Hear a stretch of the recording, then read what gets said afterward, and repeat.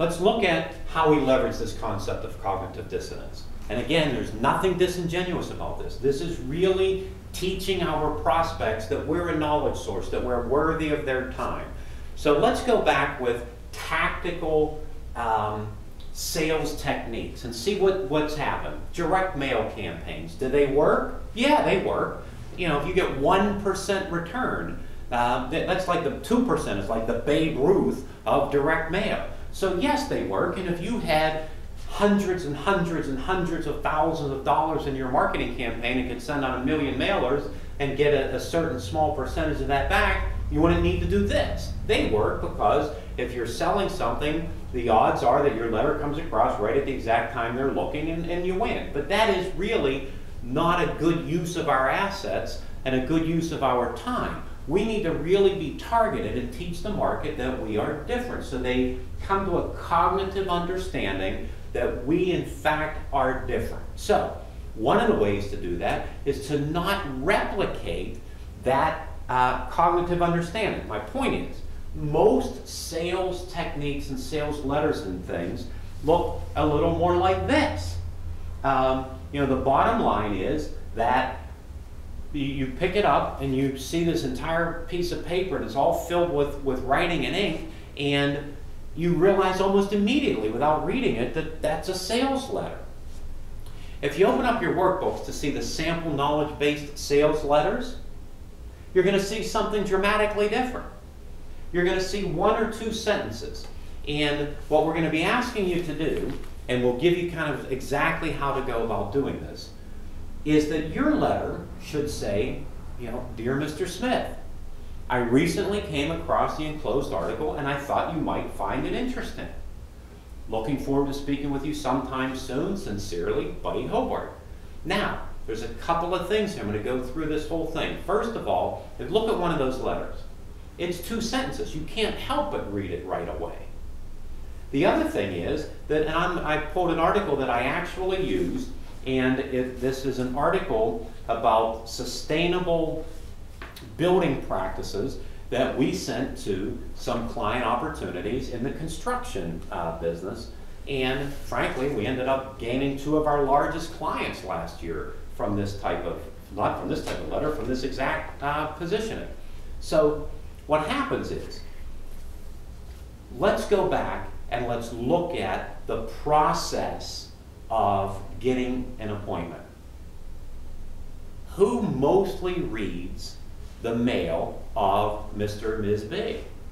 They probably have a gatekeeper of some sort. That gatekeeper gets their mail, they look at this letter that has all this writing on it, and they realize right away that it's a sales letter. Before they even look at it, they look in the back and it's attached to a brochure, looks like a brochure, feels like a brochure, it's junk mail. The likelihood of that information getting through to the decision maker is reduced dramatically. Now think about this letter and look in your workbook. Think about that letter. 2 paragraphs. Dear Mr. Smith, I recently came across the enclosed article and I thought you might find it interesting. Looking forward to speaking with you sometime soon. Sincerely, Buddy Hobart. It's on Solutions 21 letterhead, by the way. We are not hiding who we are. And then there is a letter to a president of a construction company about construction techniques for sustainable green practices in the construction industry. Now, the gatekeeper looks at that, can't help but read that entire letter. That doesn't look like a typical letter, does it? Very quick, very succinct, very much to the point. They flip that over, and now it's attached to an article that's about them. Remember, it's about them. We're going to go through the techniques of making this work. The article needs to be about them, not about you. So this is about their business. They see this letter, gatekeeper sees this letter, they flip it over, they see this article. At this point in time, there's only 2 human beings on earth that can say whether this is junk mail or not. You and the decision maker. The likelihood of your letter getting through goes through the roof.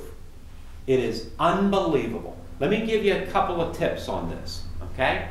Number 1, staple your letter to the article. Staple your letter to the article. That's critical because people learn to handle a piece of paper once. If they flip the letter and it's stapled to the article, the likelihood of everything going through to the decision maker goes through the roof. Secondly, pick an article targeted to your decision maker that is about them, not subliminally about you. So we've had a challenge because we do so many things in the consulting side but we don't do green consulting. We do not do that kind of sustainable practice. So when we sent this, that's what this was about. And it caught the attention of these, up to that point, strangers who are now clients. So staple your letter, flip it over. The likelihood that it gets through goes through the roof. I'm going to come back and I want you to look at all of these letters, and then we're going to come back and we're going to talk about this at a deeper level, because what we're beginning to do is to cognitively what we're beginning to do is we're taking decision makers from this kind of state of dissonance to cognitively understand that we are in fact different.